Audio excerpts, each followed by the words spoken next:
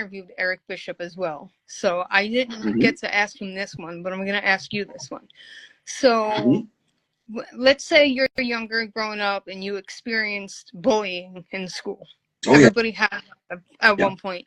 So do you ever take those times and incorporate those bullies in your comics, but do it discreetly so that way the person that bullied you has no idea it's about them? I take their names and I just slightly change them. I'm not too discreet about it at all. It's funny. You'll find that if you chat with me more, hung out with me, there's nothing discreet about me. If we're at a gathering, my wife says she always knows where I am because she can hear me. Oh, Chris is over there. You know what I mean? Like, yeah, I'll circumstances like that. I like to put the Skeletron character. Like, I like to think that his personality is kind of my personality. A bit of a smart ass, somebody who calls somebody out on something, you know, that kind of thing. Right. So bullying growing up, see, I'm not very tall. I'm 5'6". I'm 5'1", I get it. There you go. So growing up, that was the one thing that I would get really teased about. And then on top of that was the fact that I believed in UFOs openly. That's a mistake. You don't do that. And I was a KISS fan, so and I was living in a small town. That's one sidebar. Thanks, government, for putting me through all that and admitting UFOs are real. You could have admitted that when I was young and saved a lot of punches in my arms and humiliating things, right? Right. But as far as visually, yeah, as I mentioned, I think the government's a bully, and I've visually put them in here and had a scenario. Where I won't read what happened, but right. I'll put the bully in a bigger situation. Yeah, but definitely I do that. Yeah. By the way, KISS, Detroit Rock City is not only a good song, but that made a great documentary, by the way. Nice. Oh my God. Right on. Did you see I saw that? KISS when I was 7. Yeah, yes. I saw KISS. My parents took me to see KISS when I was 7 years old. The Dynasty tour, last one with Peter Criss in Toronto, and blew my mind. Yeah, I've been a fan. Like, they see the H. Freely poster behind me. Just from the solo album, yeah, I loved it. Oh yeah, shaped me. And I forget who went solo. I think it was Ace Frehley with Back in the New York Groove. He actually did that really well. He went solo really well. I'm a big Ace fan. Yeah. Yes, Ace Frehley is awesome. Yeah. So I'm a huge music nerd. I don't know. I did tell you a little bit. But, so, anything music, I'll talk about. I don't care what genre, I'll do it. I know a couple Canadian bands for you. Nickelback would be one. Rush would be another one. Rush would definitely be one. I actually read a book on Rush not that long ago. It was Anthem in the 70s. It was really, really good. Yeah. Geddy was not the first choice for vocals. No, it's funny because people either loved Geddy or they hated him. Right? He is massively talented. Oh my God. I remember me and my dad were watching a Rush concert on TV. He had his guitar. He had a harmonica right here. He had the piano on the floor. He was playing with oh my God, this dude is massively talented. He's like a neo-puritan, I swear. Yeah. Yeah. It's wild that there's only 3 of them making all that noise. I know, right? Only 3 of them. Just like Pink Floyd. There were only 3 of them. Oh my God. Just so much going on with you and John and Eric. Is there anybody in particular that you want to work with that you haven't yet? Yeah, there's probably lots of people. See, it's more important to me that we're on the same page, we're on the same wavelength, right? Than how popular they are or that. You know, I'd love to work with some of the famous people, but I don't know who they are anymore in the comic industry. I would have loved to work with Jack Kirby. Oh my gosh, or Stan Lee, like that. That would have been. I would love to have sat in with Stan Lee and Jack Kirby, and the 3 of us create something. Oh my God, that would be. Oh my God, that would have been awesome. Awesome. Yeah, that would be super cool. I'd like to do that. And Todd McFarlane is another favorite of mine. I'm a big fan of Todd McFarlane. I would love to have him illustrate something I did, or make an action figure. That'd be great. Nice. So you mentioned in a comment a couple of days ago that if punk were a comic, it would be Machete Comics. So I have to ask you. I have to ask you your punk bands of choice here. Oh man, see, there's so many. But see, I always go immediately to Goldfinger. Okay. Just because when their first full release came out with Here in Your Bedroom and all that, I had one of the best summers of my life, and that was our soundtrack. So a lot of times, this is the thing about me and music, is my attachments to music are the elements of what I was doing when I was into them. So I'll hear a song and it takes me right to that moment. And there's so that's why I have a hard time with new music, because I don't have anything to associate it to. You know what I mean? But there was the whole Canadian punk movement too, with a band called Trigger Happy, which I really liked. They were like classic punk. They were great. And then there was always the main, like, I remember discovering Green Day when I was living in New Jersey. This is when I lived in New Jersey, and Green Day had just come out. And I remember thinking how great they were, one thing, and secondly, how I could do that. You know what I mean? Like, I don't have to play all this high metal anymore. I can play all this great Green Day stuff. But of course, there was. It's funny because Paul Westenberg, his solo stuff I find amazing, and as well as his band stuff too. But he was another one that I found that wasn't. He had the hooks in there. I like to have the hooks in there. Oh, nice. Yeah. Sorry, my daughter's playing in the snow with her friends. But awesome. Yes, you can. Sorry. Green Day. Oh my God! I remember when Dookie was 30. I'm old. I'll be 39 in September. So I mean, for me, punk. If I listen to punk, it'll be like the old stuff, like Fugazi, Minor Threat, Black Flag, Sunny Day Real Estate, Joy Division, Bad Religion. You know, that stuff. Not like this. Okay, so I separate punk and emo, because everybody thinks My Chemical Romance is punk, but it's not. It's emo. It's rock. I agree. But they're really good. But like when I think of punk, I think of like Rancid and, you know, the Ramones and the Sex Pistols and all that. You know, I mean, you got to separate that from the emo rock now. And quite frankly, there's a lot more punk than emo bands, I think. A lot more good ones. Yeah, I like that. One new band I do like is Emil and the Sniffers. I'm sorry? Emil and the Sniffers, have you heard of them? I've heard of them, but I've never heard a song from them, so now I have to.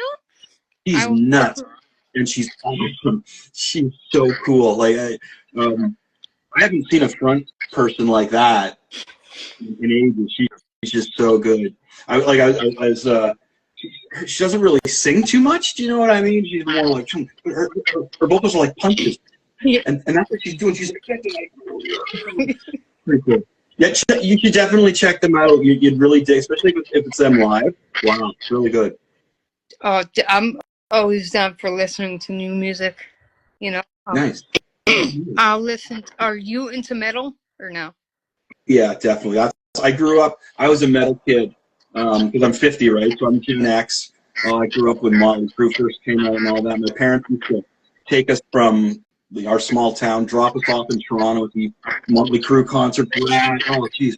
And then it was like later with Slayer and stuff. But they would just come up and talk at like 15 years old. Why are we picking up that for a few hours? Oh, yeah, such a good. Like, we had such a good time because our parents would just let us go. I guess you can't really do that anymore. Yeah. I know parents don't do that anymore, but I don't know if you can. My daughter's all grown up now. She's actually on the road with. She's on holidays right now, but she's Steel Panther's stage manager. Oh, nice. Yeah.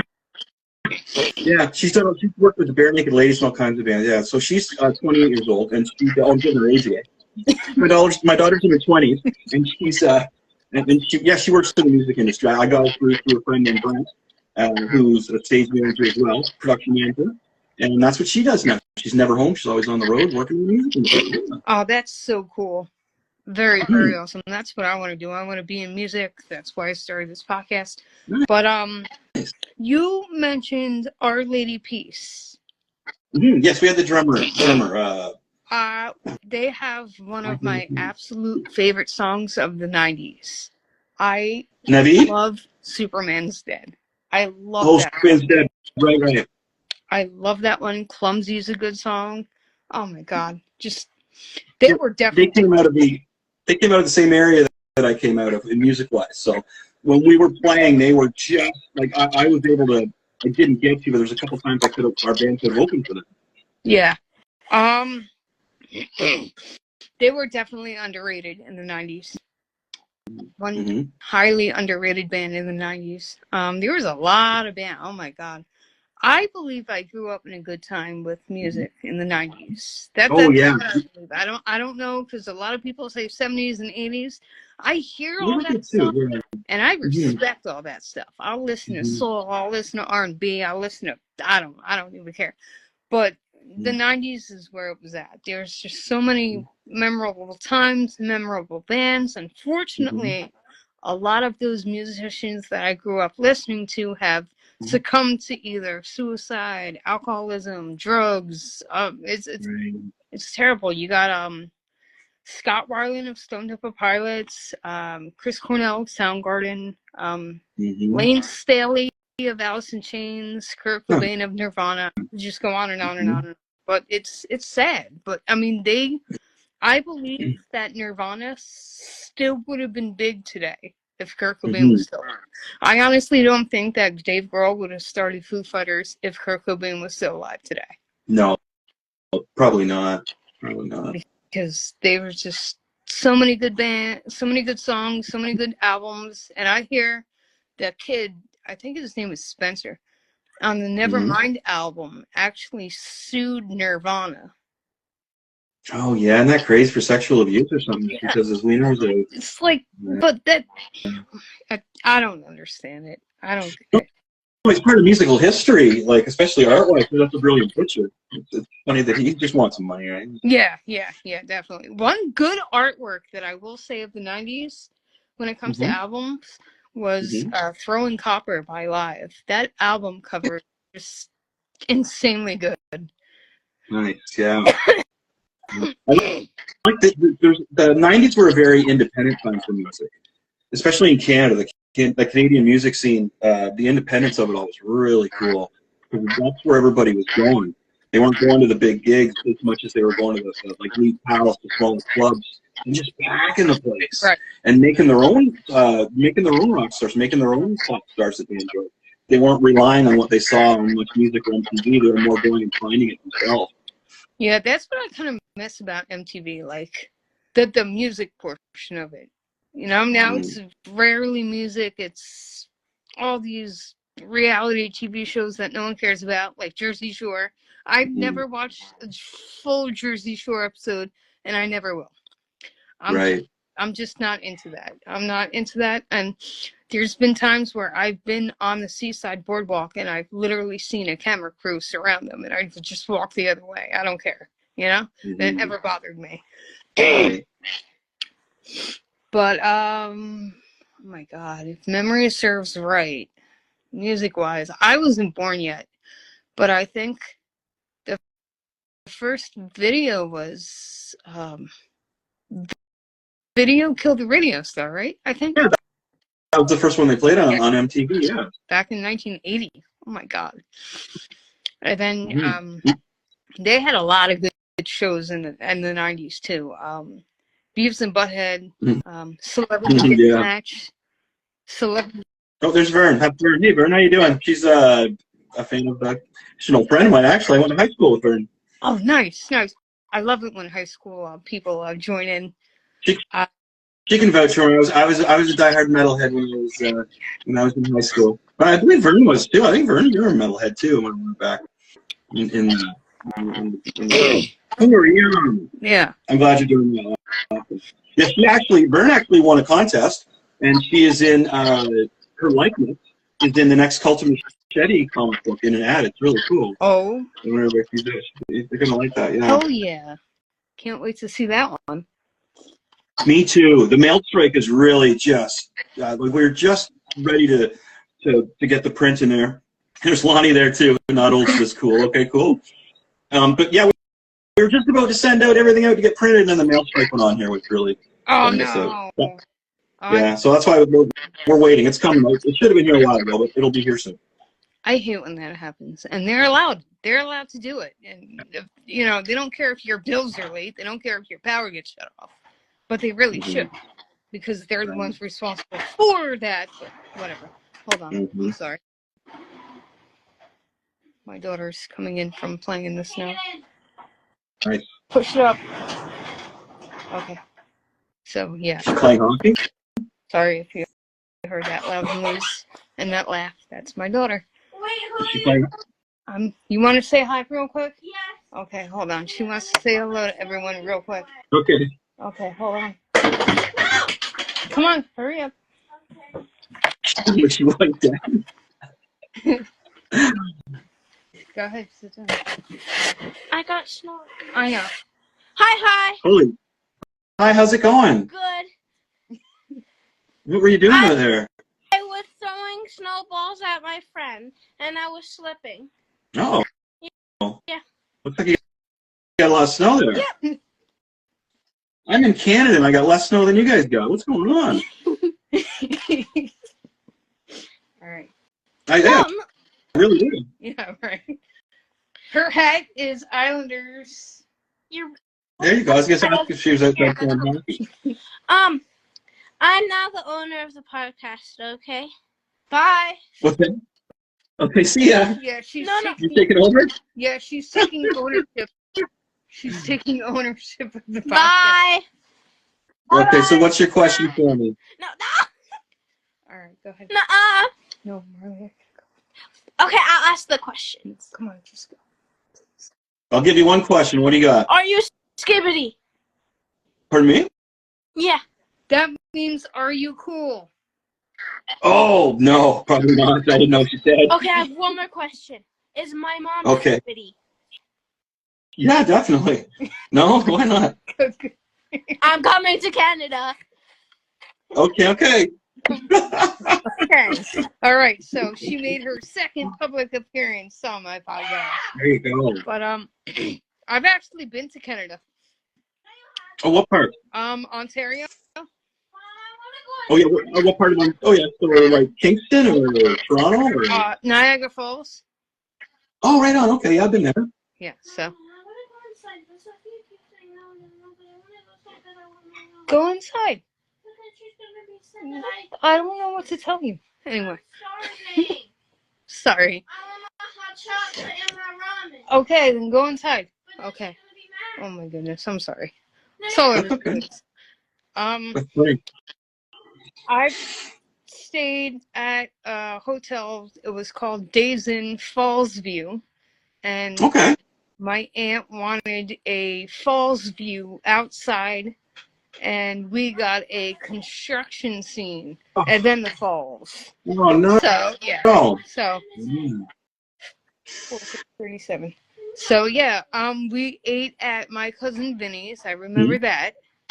Mm-hmm. And I don't know how many casinos we went to. When I was there, we took our daughter to one of those. Her and her friend went. We took them to one of those places that has like a water slide in it and everything, and it was just so expensive. And then the funny thing is, we got in there, and we didn't realize. So when we were checking in, they said, and we really, respect the rules, and they had a curfew of 10 o'clock. We were supposed to leave our room. Oh my God! What? Yeah. That's crazy. Oh, I know. So, and we paid so much money. It was what we thought it would be. Wow. Even my daughter was like, "What?" Yeah, right. She was little. Yeah, wasn't good. Yeah, that is weird. That is definitely weird. How they would have a curfew of 10. It was like I guess it was more family, or we didn't read the fine prints of how family functional this place was, right? Oh yeah. But we went out anyway. It was suggested. It was suggested. Right. But no, we went. We Oh, The only thing was there was no, we couldn't meet anybody or hang out with anybody in there, you know, because everybody was like kids and dead. That was our experience. right. Yeah. Yeah, that's crazy. Oh my goodness, I'm so sorry. Normally I'm Chief a little, McDonald. I know I normally I do these podcasts by myself in the garage, but you know, I don't hate you. I'm just wasn't expecting this.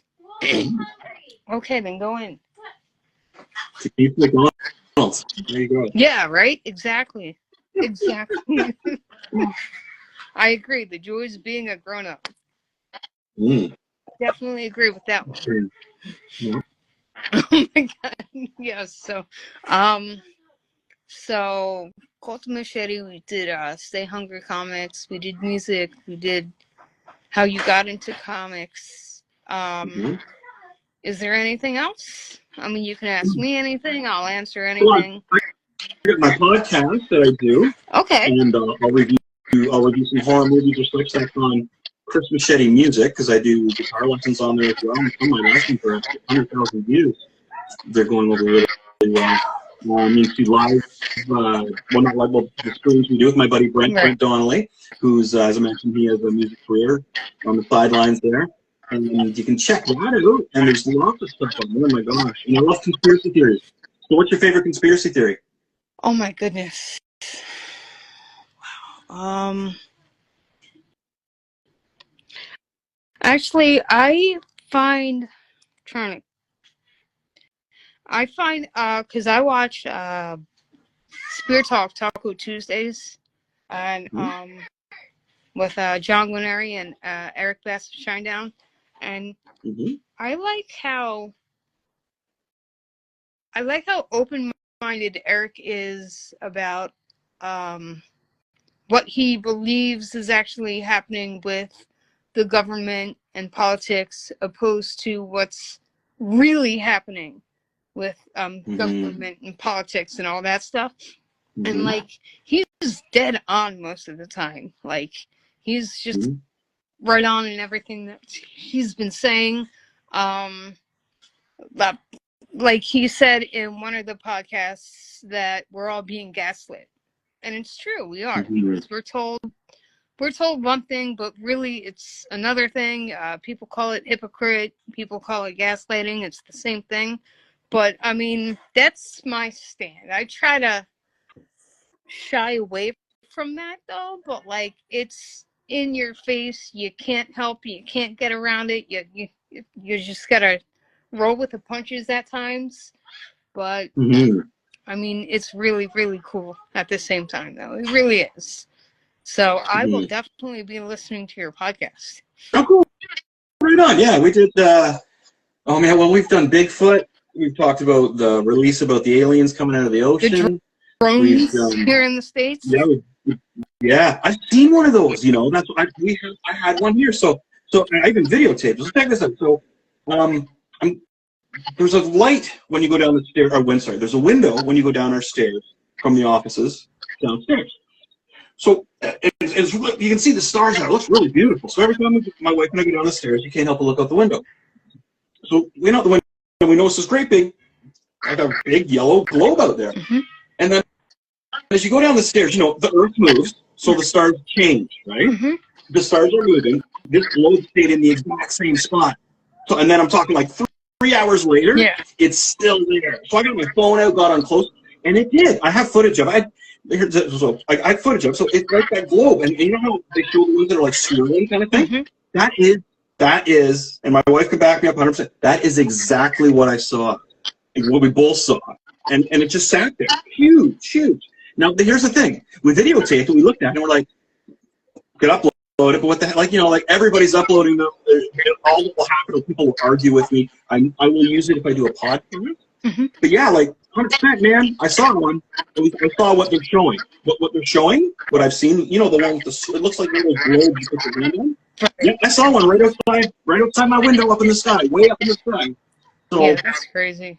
I don't know what they're doing, what's out there. It's weird that, see, I like the alien thing. So last year, the government said, hey, Aliens are real. We've been lying to you. Wait since Roswell. It's all real. Now, a year later, this year, we see these huge drones the size of streetcars up in the sky. It's Right. not a coincidence, I don't think. The government's re-engineering whatever they found, and they're flying it up in the air. Right. If you look at if you actually research this stuff, it's so interesting because you look back in timelines when the oven was created. Okay, it took a lot to work it, but you got this oven going. At that very same time, there was a person that created a jetpack, and they could fly perfectly for about, like from 3 houses down, fly up in the air and land perfectly. Now, this day and age, we have an oven that is self-cleaning, self-starting, everything. How far do you think they went with that flying backpack that we haven't heard anything about? Yeah, I don't understand it. Like with the drones, the drone situation. Especially where you are, because that's where I first saw my first UFO was when I was living in Dover. I was outside on the porch having a smoke. I looked up and it was the triangle set of lights, and there it was, right there. Boom. Yeah, I don't know what's going on. Like a lot of people are like, Government, guaranteed. Like the government getting pictures, blah blah blah. But you know what though? If the government's getting pictures, why don't they come forward and say that? Why don't they just tell us the truth? Because I think there's a lot more going on. And then I think there's a lot more going on to the drone issue than what they're telling us. And have you seen them out there in New Jersey? Oh, I've seen them almost nightly. Yeah, it's wild, isn't it? Literally, one with blinking red. It was blinking red and flying, and I'm like, what the hell is that? That's not a plane because it's flying way too low to be considered a plane. It's not high up. I don't know how they hover like that. How they stay in place. And they're able to, what are they doing? Like, really, like, even the current administrations just, like, ignore it. But how can you ignore something like that? Yeah. Well, I think it might even go deeper. Who knows, right? Maybe it goes deeper than the government. It goes down to the military, down to the CIA, down to, like, who knows? This could be, like, super deep. Yeah. Which is cool. Yeah, I love that stuff. Yeah, I love that. And I love hearing other people's interpretations of what they think is going on. It's pretty wild, Yeah. It's hard for anybody to really know for sure unless you're in there, but there's definitely something there. Personally, I think there's always something going on with, like, the government and stuff like that, Right, yeah. Like here in New Jersey, along both sides of the parkway, this was years ago when they first, like, introduced it. They used to have drones flying in certain areas to monitor the speed, which is okay. I understand that now. Right. But now there's these drones everywhere. What are they monitoring? It's not just speed now, you know what I mean? Like it's something more, and it's just frustrating not to know what it is. But then I think the one outside of my house is keeping me awake at night because my wife and I haven't been able to sleep over the past week. Like, I've gone from going into a dead sleep at night, which is awesome because I smoke obviously too. So when I sleep at night, I smoke before I go to sleep. I have a special strain that I smoke. It's a medical strain because, as I mentioned, I have the HADD, and if I can't calm this brain down, there's no sleep. But lately, I'll fall asleep for an hour and I'm wide awake. It's crazy. I don't know. I have a buddy of mine that says that has something to do with the moon, which is like my second favorite conspiracy theory. Oh, I do one on the moon that's really interesting. I think John's on that one where we discuss the moon. Oh, nice. Yeah. That one big. But anyway, on my channel. But yeah, the moon's another one. We're just like, whoa. I have one buddy of mine who says that the moon is responsible for keeping you awake at night, and just cool theories about stuff like that. If somebody came to me, and this is what we were discussing, is if they had a new civilization on the moon, and I was talking to my guest about this. So there's a new civilization on the moon. They're starting over again. It takes 2 days to fly up there or a day to fly up there. You can come back if you got the time occasionally, but you get selected to go start a new population on the moon. Would you go? I'm sorry, what? You cut out. Oh, okay. So they're starting a new civilization on the moon. You can go. You can come back to Earth, but it takes like a day kind of thing to fly there, right? So you get invited to go and leave Earth to go live on the moon. Would you go? And I was the only one out of the 3 people on my show that wanted to go. Would you go? Oh, hell yeah. Oh, my God. Yeah. Just for that adventure alone. Yeah. Oh, hell yeah. Yeah. So you get to start a new pop. That'd be fun. I think that'd be great. But it was funny because the other 2 guests on my show, This wasn't John. This was another one. Who was it? No, it was my wife. I think it was Ronnie. I can't remember. But Brent didn't want to go, and the other person were like, nope, don't want to go to, don't want to move to the moon. No, no, no. I mean, I'd be all over it. Neil I'd be all over Armstrong can't be the only one that does it, you know? We gotta be able to walk that moon too. But Yeah. Who knows what's going on up there? that's so weird, though. Like, wait, we have some UFO comics. So somebody asked if we have some UFO comics. So the first story in the next Cult of Machete book, yes, is UFO space oriented. Great, and the artwork that Lonnie did, the coloring to is fantastic. Yes. So to answer your question, yes, we have a space story coming up. Just got to get the issue in here printed. Yeah, I love that stuff. Yeah, the line of UFO. Issue 3 is a space story. It's our first one, and I'm very excited about it. It's called A Hero for Another Day, and I can't talk about it. The only thing I can tell you about is that it's a comic book story with no words. Everything's told out with the artwork. It's brilliant. oh, I love that. Yeah. And it's basically really saying a picture tells 1,000 words without saying a word. I love it. I love that comic. It's a fun one. So we have a space one coming up. Very heavy metalish, really cool, shocking ending. Yeah, good stuff. So what kind of bands do you incorporate in your comics? Oh well, you know what? I don't. But I love the song "In the Air Tonight" by Phil Collins. And so I was working on one right now where there's a kill theme, and I could just hear that music playing in the background if it was in a movie. A lot of times when I'm drawing this stuff, I'm thinking how it would look in a movie and what's going on in the background. So I have a new one coming up. It's called Melvin's Nightlight. And when he turns on his nightlight, he sees an angel that tells him what to do.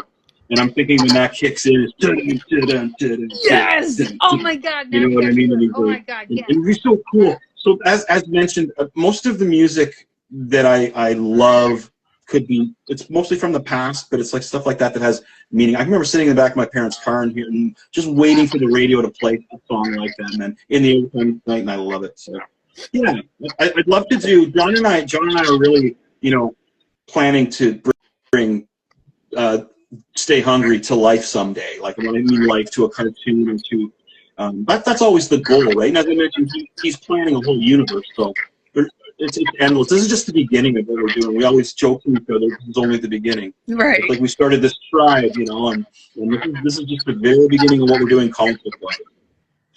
Oh my God, I can't wait. I can't wait for it. I can't wait the UFO thing. Oh my God, just space for me is like a big deal because my father's idol was Carl Sagan. So like I grew up watching the 70s Cosmos and just Sagan's teachings. I mean, you play Cosmos in the 70s now, and a lot of people will tell you that it's straight up bullshit and he's talking out of his ass. And he probably was. But he made it make sense. So, like, nowadays you see these new coming astronomers, like, old astronomers, Hubble, Galileo, them like that. They had different views and ways of teaching astronomy opposed to how Carl Sagan taught it. And now you get Neil deGrasse Tyson, who flips it 360 and does his own thing, and he makes it make more sense than it already made sense back in the 70s. It's weird, but I love it. I love it. I'm a huge fan of stars because what they represent, and I can honestly tell everyone right now that what you see in the sky isn't what a star is. It's not this big pointy thingy. It's just a ball of gas. It's just the way your eye perceives it when it glows. It's got those points. But no, there's no points on the star. It's just a giant ball of gas, just like the sun, that is the biggest star. So yeah. Yeah, I'm a science. Yeah, I love that. I'd love to. It's funny 'cause I'm so bored with planet Earth. I'd love to go live somewhere else. I'll live on Mars. That's fine. Saturn. Yeah. I'm not Yeah.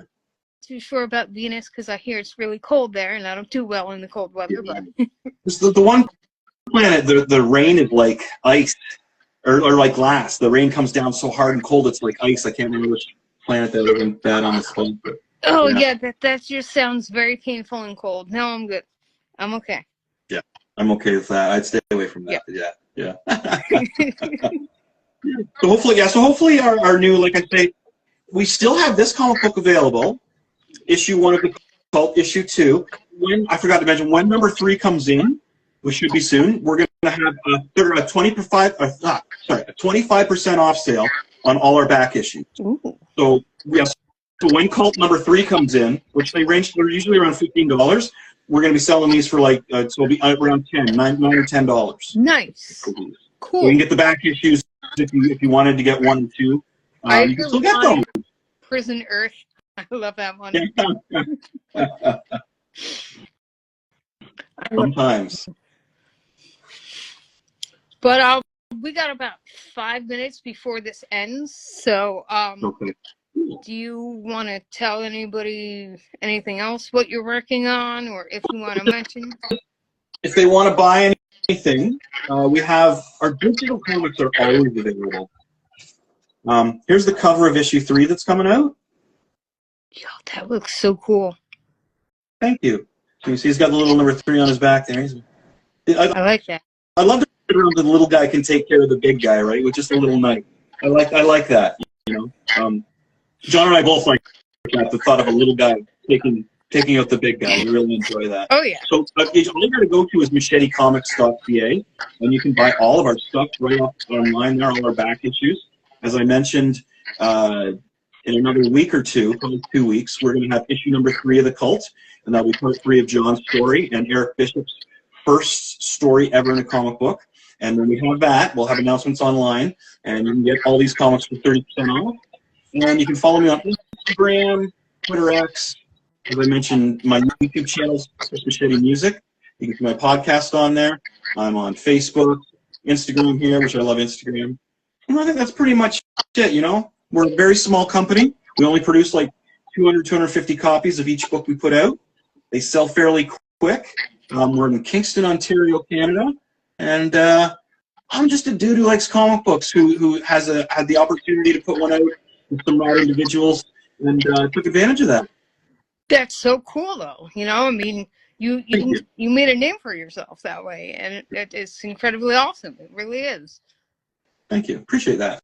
Thank you. And thanks for having me on. I appreciate you letting me come on here and spread the word. Oh, definitely. Before we go, Lenora has a question. Lovely Nora87 says, will you have some stickers on sale? Yes, that's a great question. We were just doing some hologram stickers today, and they're like tarot card kind of. We have tarot card ones, and we have ones that are kind of like The Exorcist, the demon from The Exorcist. Oh, that's my favorite. Yeah. That's a great question because we were just working on that. Excuse me, like I'm talking like just working on that. My favorite horror movie is 1974's The Exorcist. Oh yeah, I got that. Horror movie of all time. I love horror movies. Yeah, that's such a good movie. Yeah, and we always do include stickers with our comics. Yeah, that's the one thing we always like to throw in there is a sticker. Because when I was buying comic books, I always wanted a sticker, and if there was a sticker in anything I bought, it was like, ooh, sticker. Yeah, right. Exactly. Right. I'll throw a sticker in there. Yeah. Like the baseball card packs used to have gum. The Cracker Jack boxes used to have little prizes, and yeah. Cereal did, yeah. I know, right? And the fruit stripe gum used to have the tattoos right on the wrapper. Oh my God, I'm just aging myself right now. The tattoos you used to put on. We were thinking about getting some of those going too. Yeah. I have. Hold on. Oh, yeah, cool. That's real though, right? That's not a rub-on. It is. That's real, right? Yeah. Yeah, I was gonna say that's not a rub-on tattoo. No, that's real. That's real. I have 21 of them. Oh, there you go. Yes. I just have one. I have Ozzy on my knuckles. I did when I was like 13 years old. That's it. Oh, that's awesome though. That's a Thank you. great memory though. That's Yeah, it great. is. It Yeah. is. All right. So we have to end this before Instagram kicks us off Yeah. at. Well, thanks for having me on. Oh yeah, definitely. Anytime, man. Thank you for wanting to do this, by the way. And No problem. Have you back again. so I'm going to actually put this here. So if anyone wants to scan that, screenshot it, whatever, if you can. I don't know if that's a thing, but there you go. I don't know. I don't know how that works. But all good. Yes, it was great talking with you, Chris. Thank you very much for joining me. Awesome. Thanks, Jill. We'll talk to you soon. All right, have a good one. Bye. Bye.